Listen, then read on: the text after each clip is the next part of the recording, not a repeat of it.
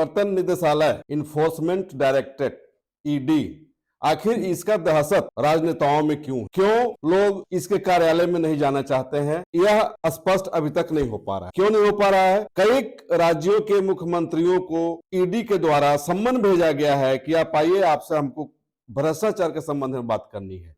लोग जाना नहीं चाहते हैं, चाहे वो दिल्ली के मुख्यमंत्री केजरीवाल हो, चाहे वो झारखंड के मुख्यमंत्री हेमंत सोरेन हो, और तो और आज बिहार के पूर्व मुख्यमंत्री या पूर्व रेलवे मंत्री कहें लालू यादव और उनके बेटे को भी सम्मन भेज दिया गया है।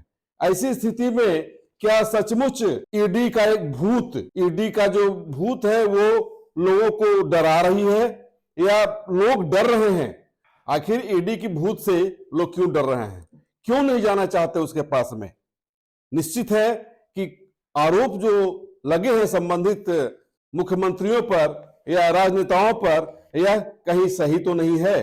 क्या उन्हें यह डर नहीं सता रहा है कि दिल्ली में जिस प्रकार संजय सिंह, मनीष सिसोदिया, सत्येंद्र जैन जैसे लोगों को ईडी के माध्यम से या ईडी ने ही उन्हें जेल भिजवा दिया, उसी तरह से अरविंद केजरीवाल और हेमंत सोरेन को भी जेल का हवा नहीं खाना पड़े, इसलिए तो जाना नहीं चाह रहे हैं। आपको बता दें कि अभी तक दिल्ली के मुख्यमंत्री अरविंद केजरीवाल को 4 सम्मन भेजे जा चुके हैं ईडी की तरफ से, लेकिन वह अभी तक वहां नहीं पहुंच पाए हैं कार्यालय में। उसी प्रकार से रांची में जो झारखंड के मुख्यमंत्री हैं हेमंत सोरेन, उन्हें भी अभी तक 7 सम्मन जा चुके हैं और 8वां सम्मन जो गया है उसमें यह तय किया गया है कि 20 तारीख को ईडी के अधिकारी स्वयं जाएंगे मुख्यमंत्री के आवास पर उनसे पूछताछ करने। झारखंड के मुख्यमंत्री पर जमीन घोटाले का मामला है, शराब घोटाले का ही मामला है, अन्य कई मामले हैं जिसमें ईडी उनसे पूछताछ करना चाहती है। हालांकि इसी मामले में एक डीसी पर भी आरोप है और उनसे भी ईडी पूछताछ कर रही है।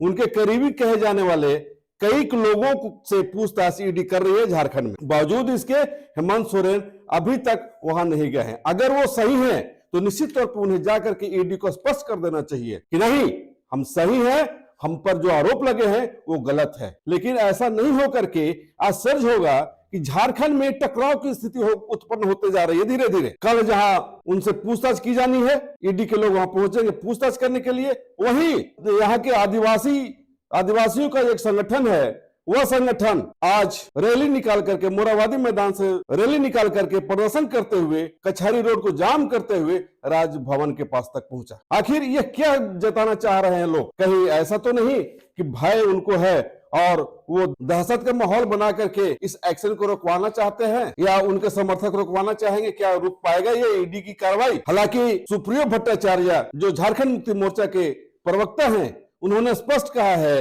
कि ईडी की कार्रवाई निश्चित तौर पे यहाँ के जो चुके आदिवासी हमारे मुख्यमंत्री हैं, इसलिए उन्हें डराना चाहते हैं, आदिवासियों की इज्जत को उछालना चाहते हैं ईडी के अधिकारी। निश्चित तौर पे इसके कारण पूरे राज्य में आदिवासियों में आक्रोश है, और आक्रोश है तो अगर इन पर कोई कार्रवाई की गई, या संभव यह भी है कहीं लॉ एंड ऑर्डर नहीं बिगड़ जाए। हालांकि इस मामले में सीपी राधाकृष्णन जो माननीय राज्यपाल हैं झारखंड के, उनसे पिछले दिनों कुछ पत्रकारों ने पूछा तो उन्होंने स्पष्ट कहा कि यहाँ कोई लॉ एंड ऑर्डर नहीं बिगड़ेगा। ईडी का जो काम है ईडी कर रहा है और लॉ एंड ऑर्डर बिगड़ने का कोई चांस नहीं है, इसलिए कि वो प्रजातांत्रिक कार्य और ये कार्रवाई अलग अलग चीजें हैं। वो निश्चित तौर पे उनको ईडी के सामने जाना पड़ेगा। अब यह देखना है कि क्या सचमुच ईडी का जो काम है, हालांकि कई लोगों ने कहा है कि ये भारतीय जनता पार्टी के तरफ से चुनाव होने वाले हैं, 2024 में संसदीय चुनाव होने हैं, लोगों को यह डर है। अन्य राजनीतिक दलों को चूंकि यहाँ 2 गुट है, इंडी एक अलग है और भाजपा से संबंधित जो गुट है वो एक अलग, उसमें लोगों को यह डर है कि हम सरकार में आए, हम सत्ता में आए, इसलिए भाजपा के तरफ से ईडी, सीबीआई